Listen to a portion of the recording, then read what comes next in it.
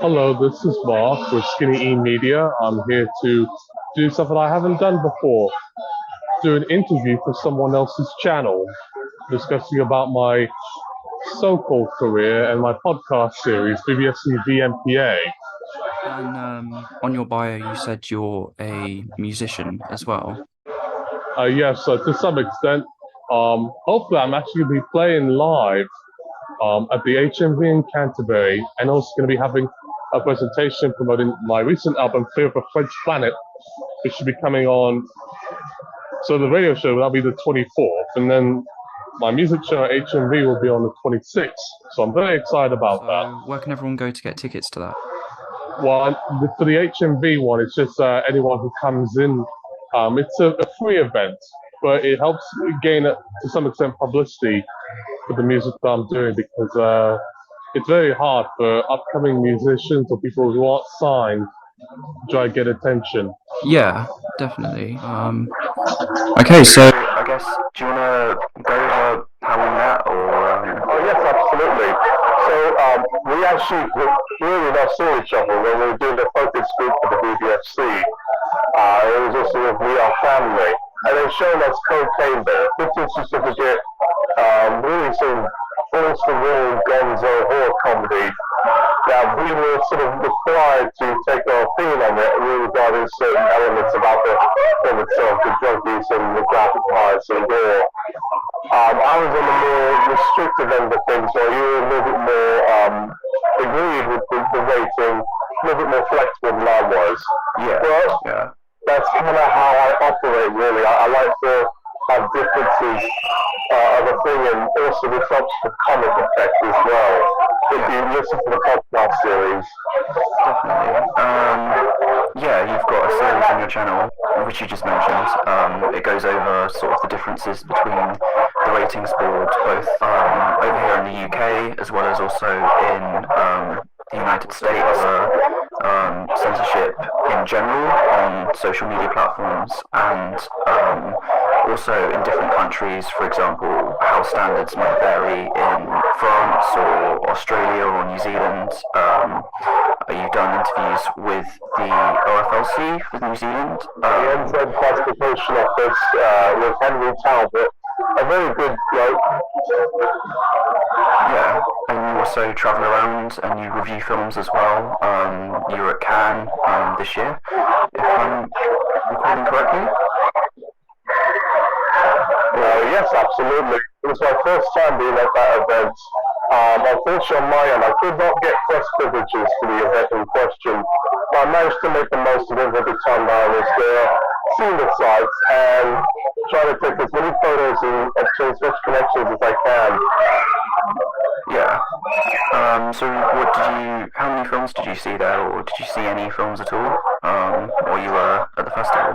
Well, you have to get accreditation in order to do so, and that was rejected. But if I did have to see something, I would have picked the old one, which is the Ken Loach film about the Syrian refugees, which has captured my attention particularly because Ken Loach's filmography has always been quite strong. It's very political. Yeah, it's not the usual choice for a film at the Cannes Festival, but it's yeah, I think like it's had a mixed reaction since it's come out. I think a lot of fans have some have either liked it or some have either not liked it. It's sort of proved as a bit of a Marmite film. I can't speak for it because I haven't seen it, but I'll take people's word for it. I've only seen Raiders of the Lost Ark, which I know is a pretty strong PG, if you Mm. know BBFC fans that know some of the shooters. Yeah, I think it was most recently upgraded to a 12A, if I'm recalling correctly. I know, Yes. yes, yeah. Obviously, as well as that, you had Jurassic Park again a few weeks ago, which was also upgraded from a PG to a 12A. Fortunately, that was kind of bound to happen anyways because of uh, changing attitudes. It was much more binary because 12, and this was before you were born, was pretty much restricted.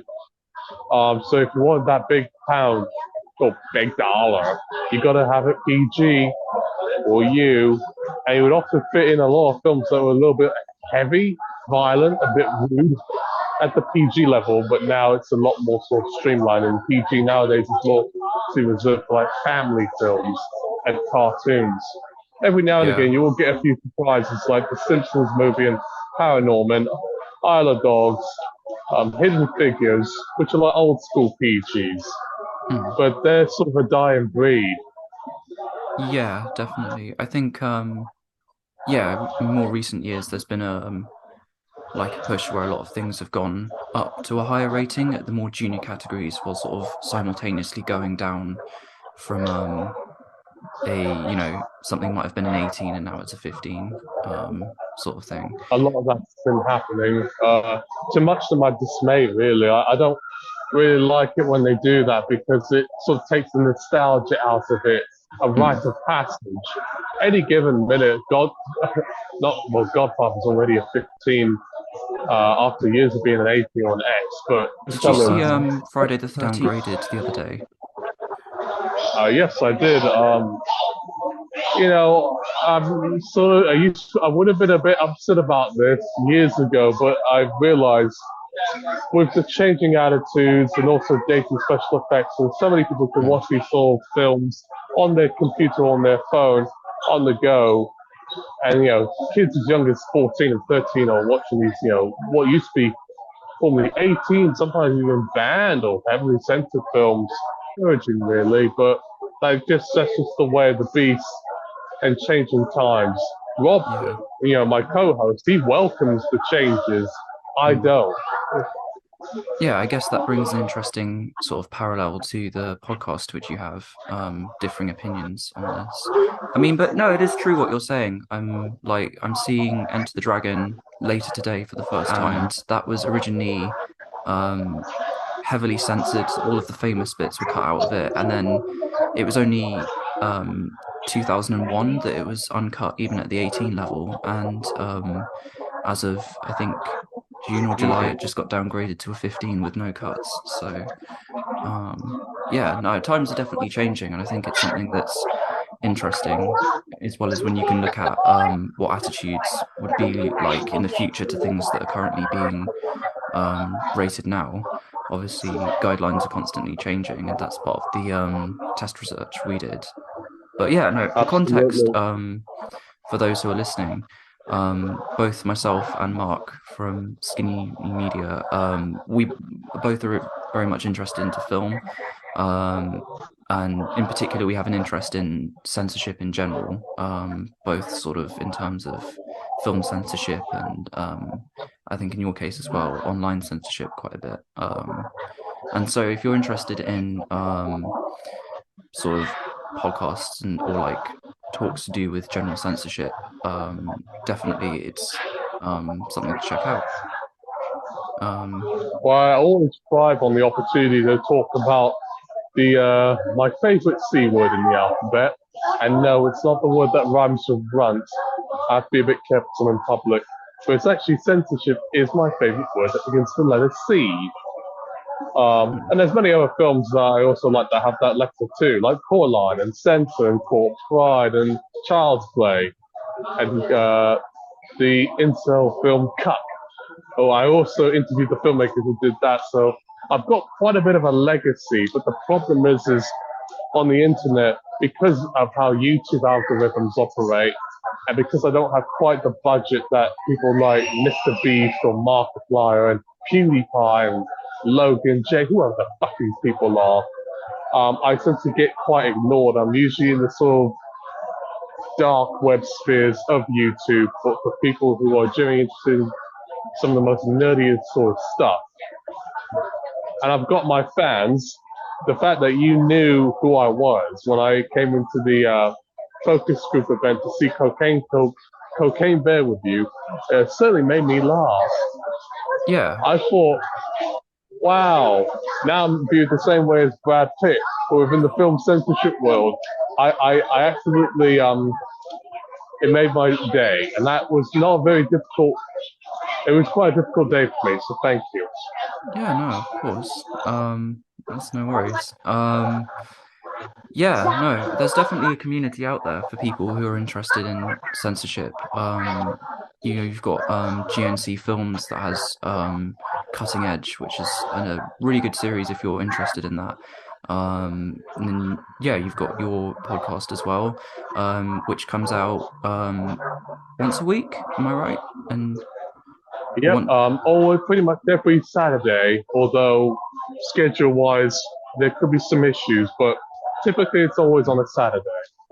so yeah. So do you want to go over some of the topics that you've covered, some of the things that you've got planned to come out, that kind of thing, just for the people Oh, yes, listening at home? absolutely. Well, I've done many topics ranging from adult animation to just recently about French cinema. As we got its start with the BBFC VMPAA podcast, it was mostly Tom's idea, who I would like to thank for helping sort of spearhead it. And he done a little thing that was called Secrets of the BBFC. And Mhm. I sort of took over in this department because of his schedule, as he's also a student Mhm. and he's Yeah. got probably a bit more commitment under his belt than probably I do, but to each his own.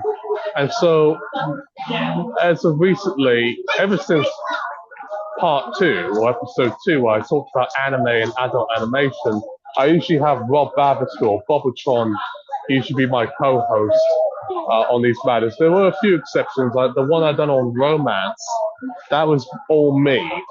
And Mhm. the one where I talked to the man from the New Zealand Film Classification Office, that was me only. So you can have some exceptions, but usually it's with Bobotron, who's got a bit of West Country accent. I always like teasing about it, but he takes it in good jest. Yeah. So yeah, that's every Saturday, am I right? Yes, every Saturday. There are a few occasions where there'll be two. That's pretty rare. And then one of them I have to do on Sunday because of my work schedule. As unfortunately, I don't get paid to do any of this. Rob doesn't get paid, so we just do it because we love the topic so much. Yeah, Outside no. of the life we already have on the outside. Mm. Yeah, no, it's good that you've got something that you're committed to. And yeah, I think censorship is for those especially who are interested in censorship as an aspect. I'm a film student as well. So a lot of people who are studying film, I think it's definitely something that's worth checking out. And you're on YouTube at Skinny Media, and as well as that, you're also on SoundCloud and Spotify. Am I right?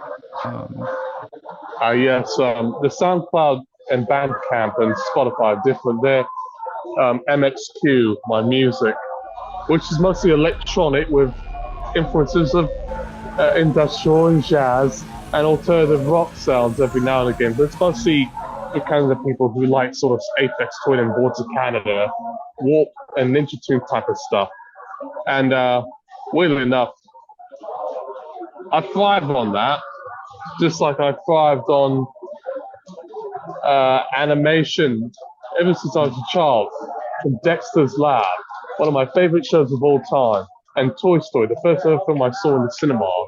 But just recently, um, well, this year hasn't been very good for animation, but if you consider the dog movie Strays, which is the 15th certificate film with talking dogs, and yeah, has the photorealistic CG aspect of it, because the dog's mouths move like that. Then be my guest. And I also saw Psycho Pass, but I I haven't. would not recommend a movie like that unless you're very familiar with the TV series.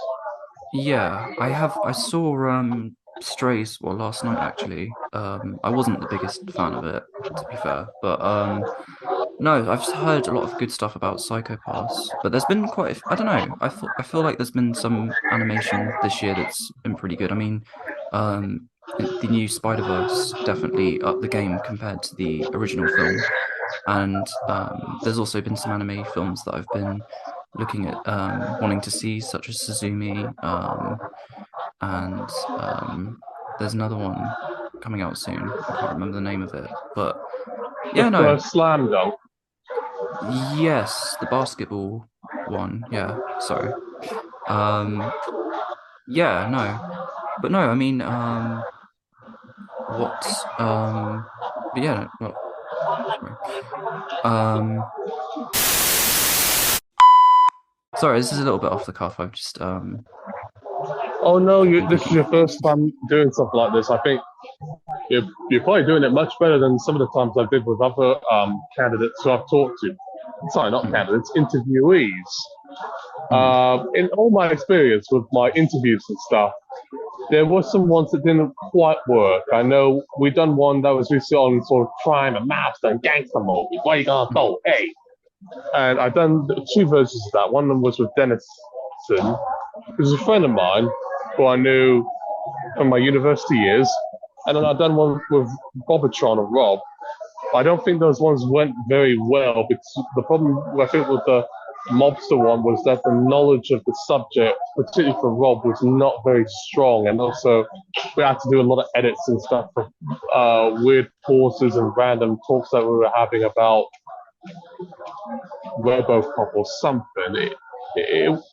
And then also there was one I had to do that was with Gillies McKinnon, who done The Last Bus, which is a movie I really like.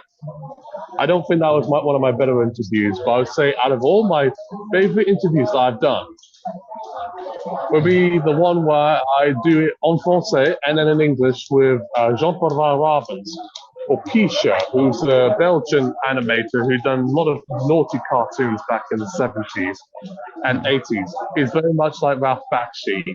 And for anyone who's an animation fan and probably knows about that strain of Fritz the Cat, Sausage Party, South Park, Big and Uncut type animation, you could even say Purple Blue and Akira, hmm, you wouldn't have any of those films if it wasn't for Pisha and Ralph Bakshi. I had the opportunity to interview one of those people, and he even met Bakshi when he went to New York, I believe. So hmm. yeah, that is one of my triumphs. And then doing that adult animation and anime podcast certainly makes a spring in my footstep because that is one of the things that sort of raised my awareness about film ratings in general. When I was growing up, I couldn't see South Park or the movie as a child back in like '99. I couldn't even see Team America when it came out in cinemas. Although I did see someone watching it on the in-flight entertainment screen that was sitting next to me, and they were watching it with their who could not be any older than 4. I mean, Hmm. I was like, if you want to let her watch this, and then he didn't respond, I thought I was going to get punched. But yeah, and then also with anime, as you well know, most anime is inappropriate for Hmm. children. I couldn't watch Perfect Blue or Ghost in the Shell. Those are the two ones for some reason I was obsessed with seeing. And then when I did see it, like Ghost in the Shell at 13, I was a little bit disappointed. I thought it was going to be this great movie, but it Hmm. was a little bit heavy on the sci-fi stuff, and I didn't quite understand it. I still don't even get it years later, but that's personal taste. No Yeah. offense to the people behind it. Well, for you, Pardon? oh sorry, So no, go on. Sorry, I was. I'm Um. sure for you, when you were growing up, because I don't know what year you were born, but I'm sure, well, given perspective there, because your generation Z, I'm a millennial. You were upset you couldn't go see Ted at the cinema or I was. Deadpool I was. Well, for anyone who's listening, I was born in or Watchmen. 2003. Um. So yeah, I think this was definitely one of the questions I was both being interested in censorship. What was, I guess, what made you interested in it originally? Because yeah, definitely when I was younger, there were a lot of films that I wanted to go and see that I either still haven't seen or ended up watching later. And I guess the whole concept of like not being able to see certain films, in particular, did was sort of what got me interested in it. I mean, I've always been interested in films. I've always sort of because I one of the jobs that career paths that I want to take is in editing or directing. So I'd always make films when I was younger, but I always had an interest in film censorship too. I even made a couple of documentaries on film censorship when I was about 11 or 12, which I can send in later if you want. But yeah, no, definitely when I was younger, I remember when Deadpool came out, I was 12. and I couldn't go and see it at the cinema. I just turned 15 when the second one came out, so I was able to go and see that. But no, there were a lot of films that I did want to go and see even before then and couldn't. And the whole thing of not being able to, I think, definitely was what interested me in it. I also, I guess, like to design a lot of like fake DVD covers when I was younger, and I found all the differences in ratings on them quite interesting. But yeah, no, for you, yeah, going to tell me more about what sort of made you interested in censorship in general. I mean, I've always found the idea of like certain films or certain concepts and stuff that people can't see or get banned, and how different countries in particular respond to certain things. Um, Quite interesting. But yeah, what was it like for you? What made you interested in censorship to begin with? From an earlier statement I made about adult animation in general, when you see a film that, let's say, has four young kids from Colorado who are trying to talk like adults and use swearing and are little terrors, Hmm. and then you see the DVD cover or you see the cinema poster and it says 1-5, that Hmm. was a trigger and it did upset me. So thank you, Trey Parker and Matt Stone, for ruining my childhood. That because Rob had the opportunity to actually see that film in the cinema, but he actually saw it underage. He was 14 when he saw that. So yeah, so Uh, at the time that film came out, we both were legally not allowed to see it, but Rob, maybe because of his height or he had facial hair, he had the wiggle room to actually see it in the cinema, and that made me jealous of how he had to do it. And we had this little banter between us regarding that. But then again, I was also a bit lucky on my end because I saw Watchmen at 16, and you definitely know that's not a superhero film for the family. So I hmm. was a bit naughty and a bit lucky, and I actually saw that at the Odeon in Milton Keynes. And the most disturbing part about it was not the scenes with people's arms being sawed off in the attempted rape. It was actually the adverts before the film, which were showing teenage pregnancies and people vomiting, and there was an ad which there was a dead boy being followed, or a man being followed by a dead boy's corpse because he drove too fast. So yeah, that was a nightmarish cinema experience. Splice was also quite disturbing, but I was of age, much older when that. But sorry, I'm rambling on. But No, yes, no. animation is the thing that made me happy, but also scared. And, I was watching Simpsons at the time that South Park movie came out, like on Sky Box Office or on the VHS tape. So we go to Sainsbury's a lot or Safeways. Or no, Safeways became Morrison's. I was like, why can't I see it? So yes, Yeah, and I mean, you raised an interesting point about adverts there. I mean, part of the work that we did for the BBFC was that we looked at trailers, and there was quite a few interesting discussion points there because for those who aren't aware, the BBFC has a different attitude towards the way in which they rate advertisements and trailers by comparison to how they rate films. For example, one of the discussion points that they had was to do in regard to the trailer for Riders of Justice, which is a Danish film starring Mads Mikkelsen. Um, and the trailer includes a use of strong language, which is commonplace in a 12A film, so long as it's infrequent within the context of a work as a whole.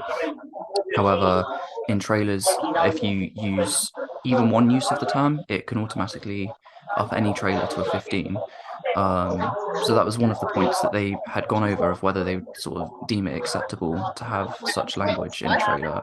And it's definitely been an issue before, particularly like if you're taking someone who's more sensitive to see, say that a 15 that's 15 for strong language, and they show a very graphic, violent horror trailer in front of it, that can have an effect on some people. So where to, you know, how cinemas should regulate trailers and stuff, and how trailers should be censored or classified, is definitely an interesting point to take in mind when you're discussing censorship as a topic or subject. Um, but yeah, No, but you are onto something. No, but you are onto something. Sorry, I yeah, was a no little worries. bit lost of thought. I think someone was trying to shout or something, and it distracted me. Because 15 in of itself is a very broad category. You can have films as mild as Frost Nixon and Flea, all the way to sort of heavy shit like Dog Soldiers and Wind River. Now, I won't go into specifics about what those films particularly had, but on the lower end, Frost Nixon was given a 15 certificate because there was one use of the word motherfucker, which I know they changed the policy on since 2018 where you can use that word under very exceptionally justified context. And I think the Gemini Man, and there was a documentary about Aaron Schwartz who killed himself and was responsible for the blog or RSS feed. They gave that a 12A, despite Yeah, having stronger than usual language. And there was a time where motherfucker was considered in the same camp as cunt, the most strongest word in English language. And as far as ads policy are concerned, and trailers, if you said more than one use, you get an 18. It's like the R rating theory behind it. It's ridiculous. And I think there was even a time where if you just said it, it automatically be an 18 ad or trailer, which in of itself is still a little bit harsh. I mean, yeah, incrementally, they step by step, but still, it can be a bit. yeah. I It makes us look like we're still a bit puritanical, but I actually am okay with certain levels of puritanism if it makes us look badass. We know Britain, and obviously the US, Britain will never be France. We're probably not even going to be Germany. So let's thrive on it. Well, yeah, that was one of the discussion points that you brought up. Obviously, in France, when we saw Cocaine Bear, they were discussing that as sort of being on the borderline between two categories. But obviously, in France, it's a 12, despite all of its scenes of drug misuse and bloody violence. But no, in regard to your point as well on language, it's definitely the one I think people have the most contention with. I know Ken Loach, when he did The Angel's Share, was very unhappy with the fact that his film would have been given an 18 over the fact that they use the word cunt in terms of how it would be used in colloquial conversation, arguing that at 15 you have a lot of very strong violence, and to put a film at such a high category just because of a word essentially would have been, in his view, wrong. And as well as that, yes, in terms of language, I think the guidelines are liberalizing.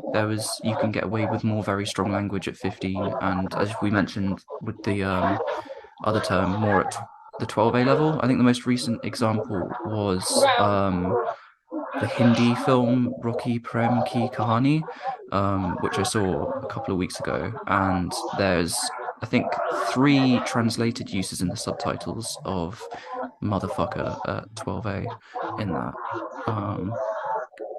Is it white? Most of the audience here is white Christian, so I'd say, is it Madachot? I think it was Banjord or Mudachord. I can't remember. That was the direct translation in the subtitles. But it I was all know in in one Hindi scene. that word is quite offensive. It's like try calling someone a salope or connasse in French. You're gonna get a few looks or enfoiré. Yeah, I mean the attitudes towards cinema from India by Indian families and stuff in particular. I remember reading into the focus groups when I was doing research into the BBFC. It's quite interesting because they're very liberal towards very strong violence or um, strong violence and stuff, but are particularly uptight about anything sort of kissing or um, anything of that sort. And obviously it's the second most censored genre of film in the UK, with a lot of films being cut from 15 to 12A. Um, I outside am of aware of that. I know in terms of Bollywood releases, I've only, to be honest with you, actually, I've never seen a Bollywood film. I think maybe it's a little bit culturally insular, but I am, from what I was getting at, very aware that they are very strict on sexual content, which is a little bit unusual, really, because they are some of the progenitors of the Kama Sutra. But I'm guessing because of history of Islamic invasions under the Mughals and other sectarian issues that affect countries like India and Pakistan, to some extent Bangladesh and Sri Lanka, is one of the reasons why they probably have the more stricter views on certain stuff than, let's say,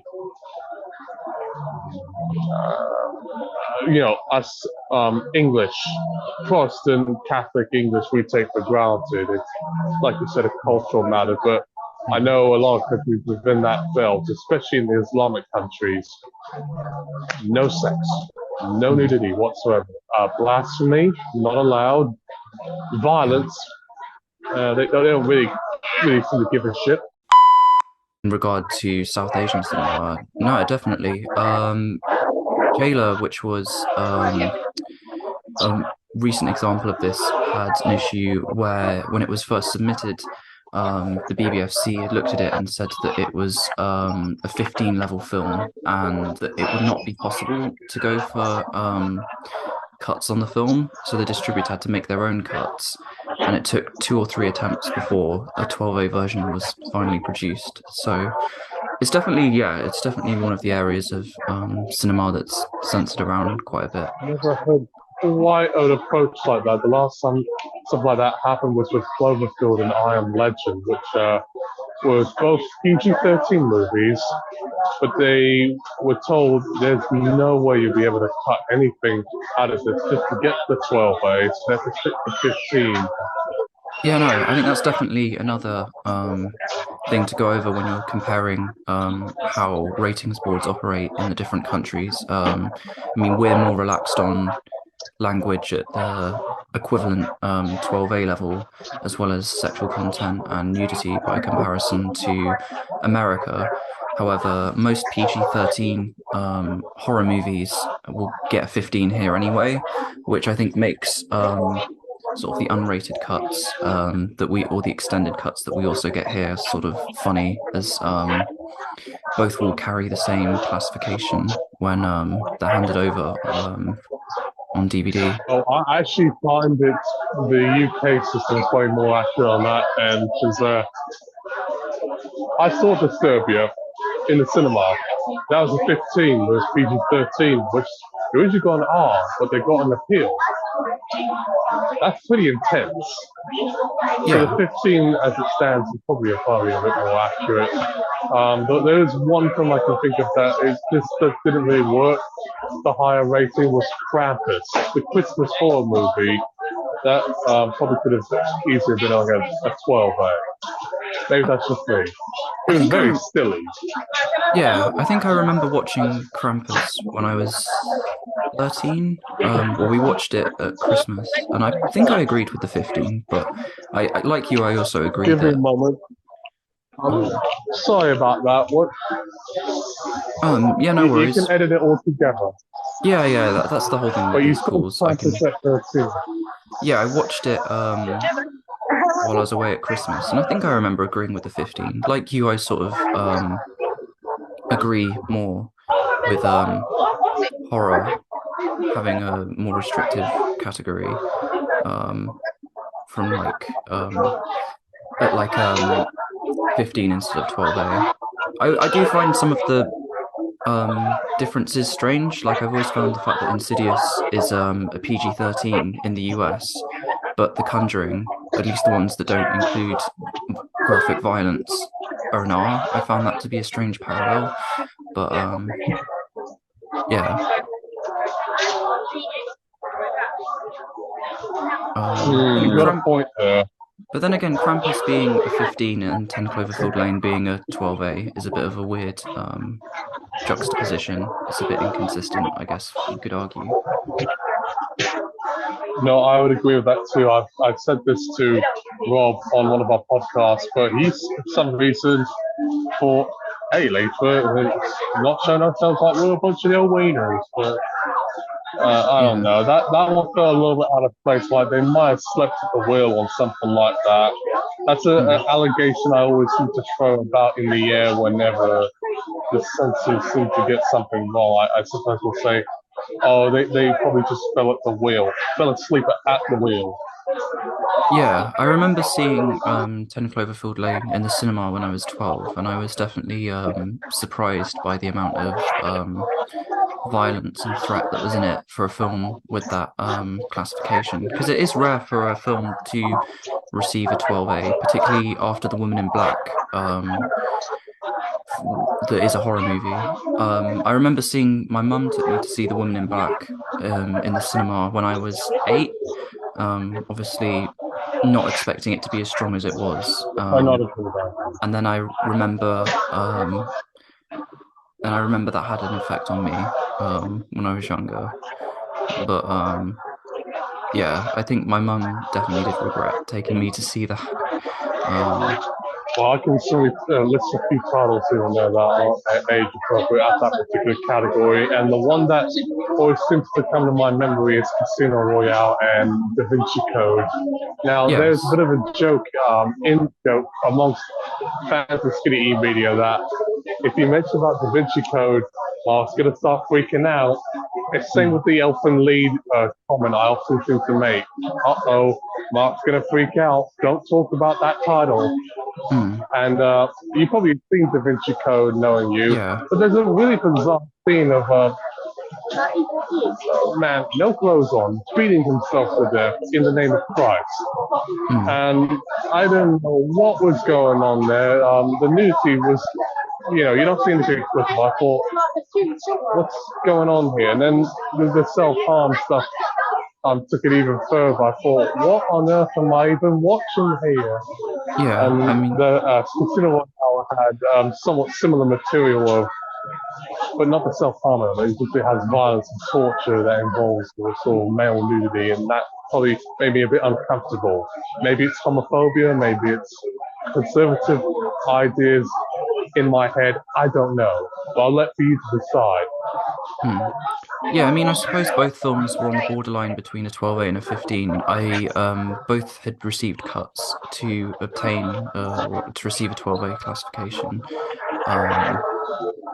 So I guess, yeah, they both were sort of on the borderline between the two categories. Interestingly enough, with Casino Royale, the MPA had a stricter approach towards the film's violence, which they don't usually have. I know their attitude is sort of, if you don't see it, then it's sort of more acceptable at the PG-13 level.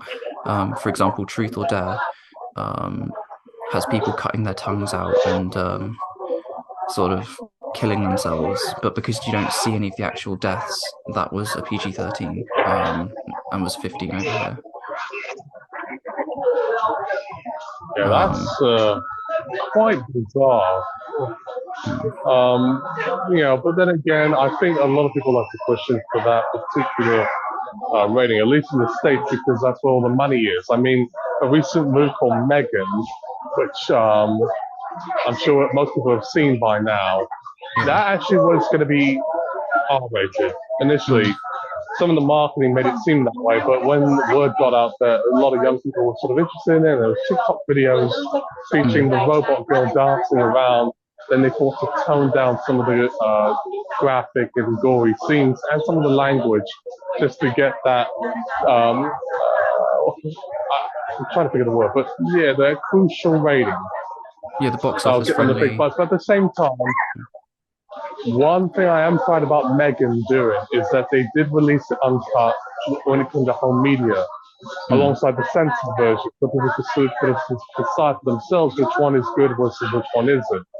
Unlike Infinity Pool, where depending on which part of the world you're in, they truncated it and censored it just so they could seize MPA standards instead of just releasing it unrated through sort of lower levels or release it on Netflix without any sort of cuts like they did with Blonde. And it even affected Canada as well.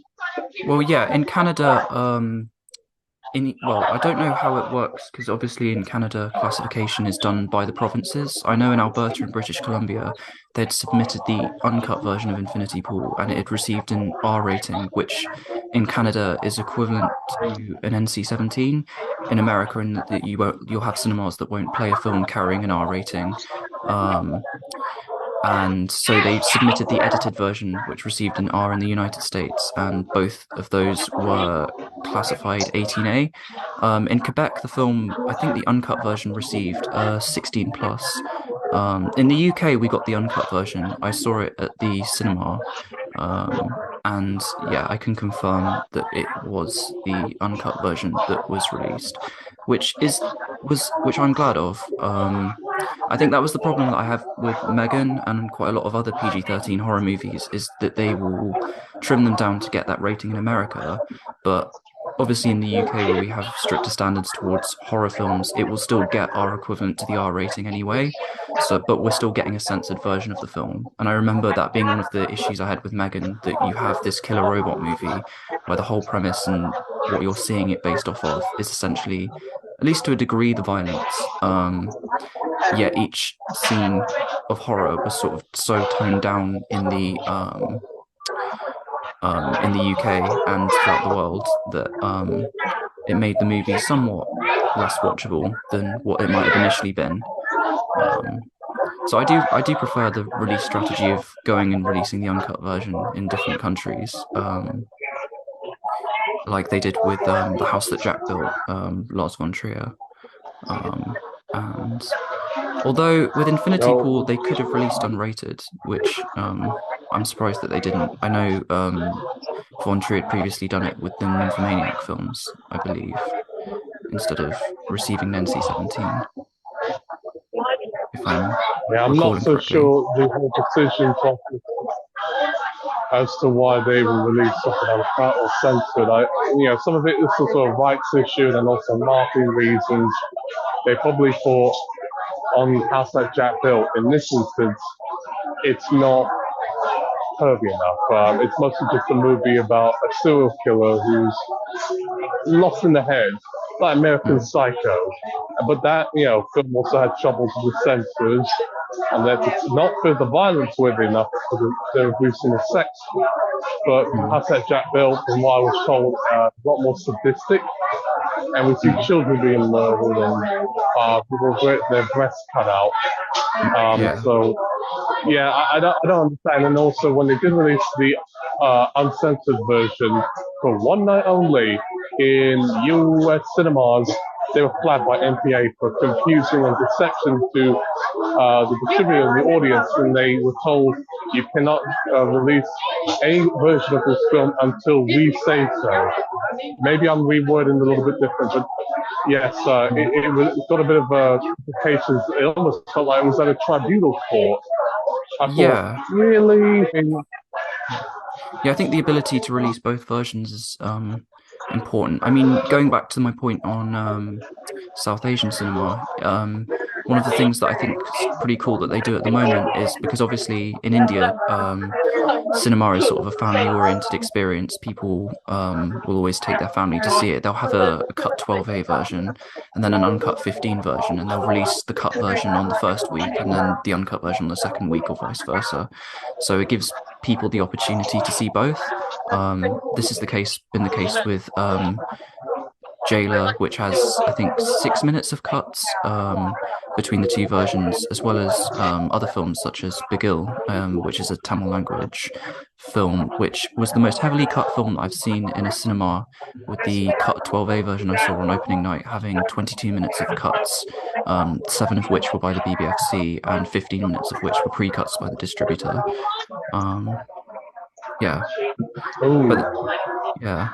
That's like pardon the expression, I've got to be a bit careful what I say in public. It's like the R18 level. You'll get that many sort of cuts happening to films at that particular level because of smutty behaviour. Yeah, They're I very think particular at R18. I didn't even know that was possible with Bollywood films. That's yikes.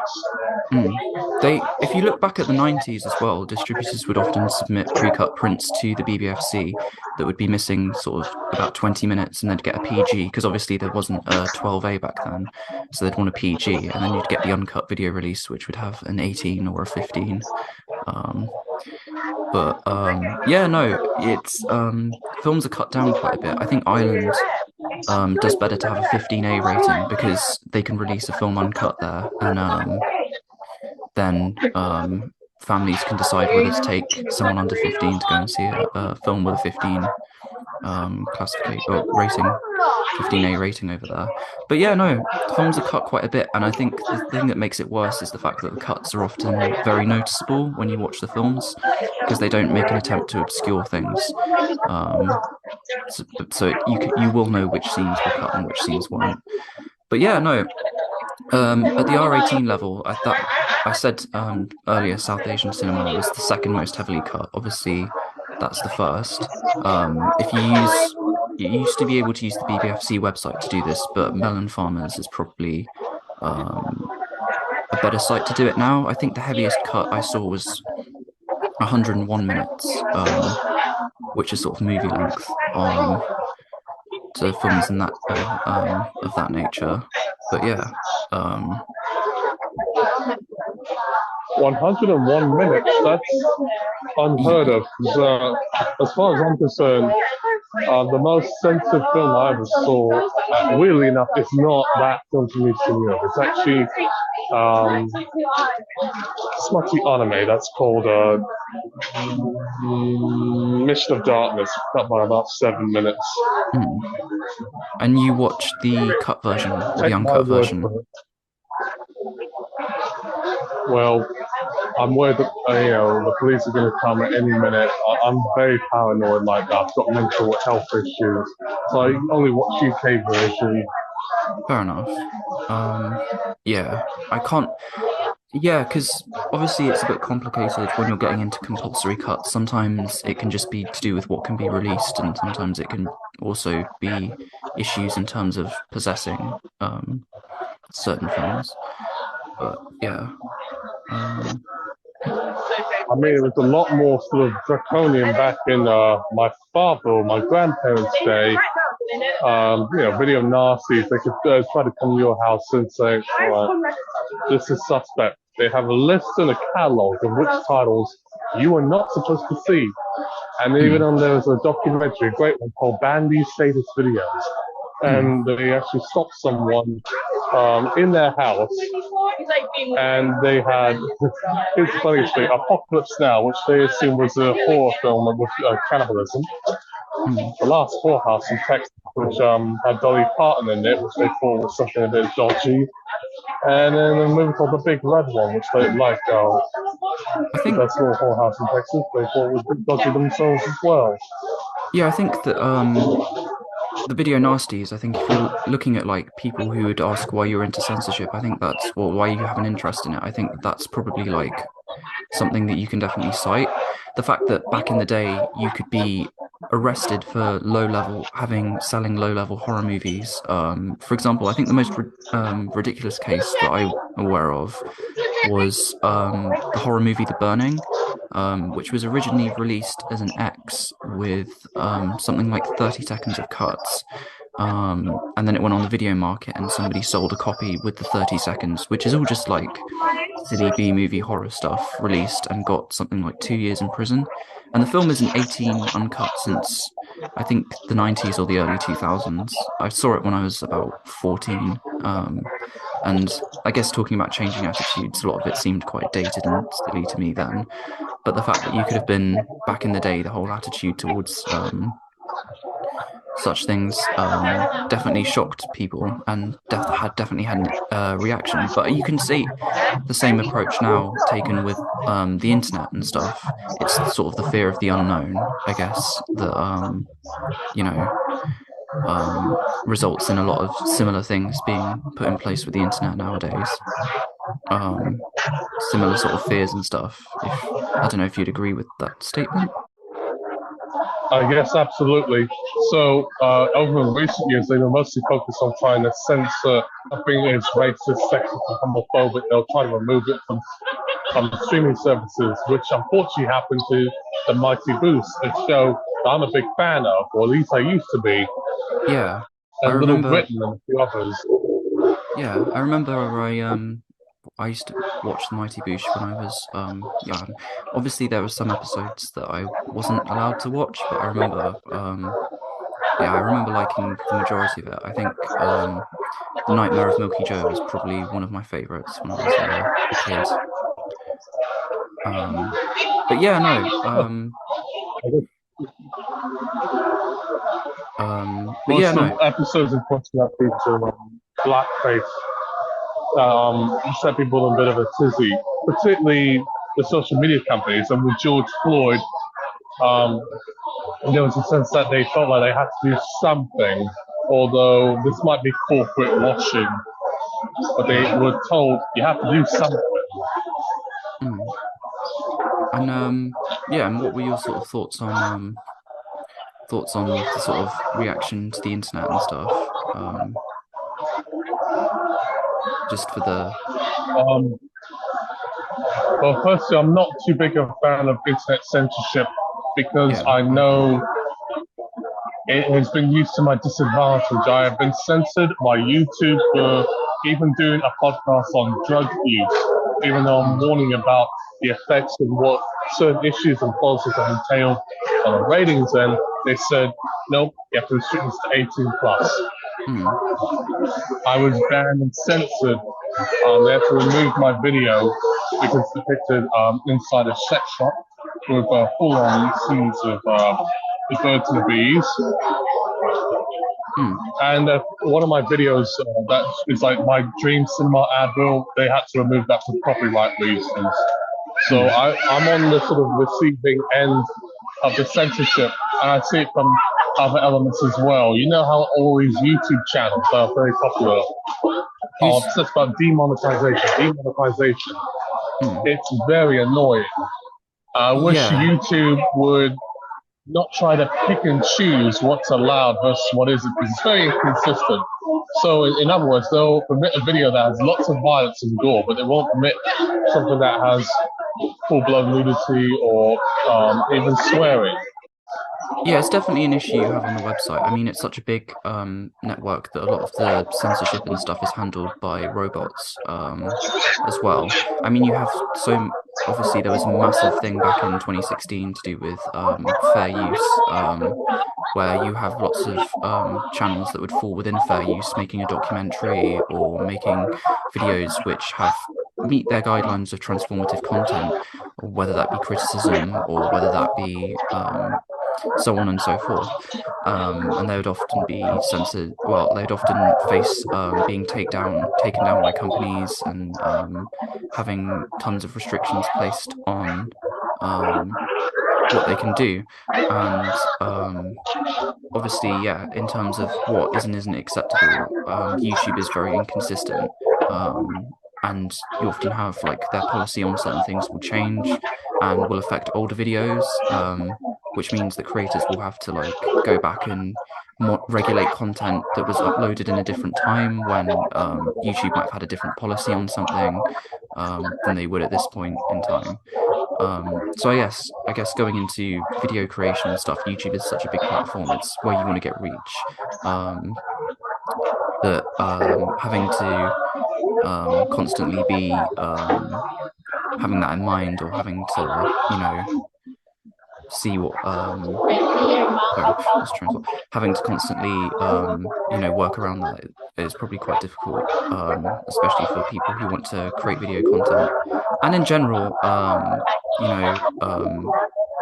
getting monetization and then losing monetization is quite difficult. So yeah, especially for a lot of people where YouTube is their career, and they want their way of having their vision seen. Yeah, I can imagine that is very difficult. especially So, for. I mean, if I was part of a trade union, I would advocate YouTube censorship standards to be completely eliminated. I know Elon Musk likes to say his X or Twitter app is supposed to be free of all censorship, except I'm an absolutist. But he's been censoring to kowtow to government leaders in return for election favors. They don't tell you this, and he's also right wing, and has also been more or less or implicitly supporting people that agree with him. So that very much contradicts everything that he says he stands for. So, in all Yeah. fairness, I think everyone supports censorship, and everyone is a hypocrite. Yeah, I Even mean, those who say they're for something, they're secretly against it. yeah, I mean, I think you find it a lot with when you're having people in charge of censorship regulated by different sides of the political spectrum. They'll often want to keep things on which they agree with while censoring things which they So yeah, don't. just take it with a grain of salt whenever you see someone that says, I am completely for this. Are they? Yeah. But moving on, you were saying. Yeah.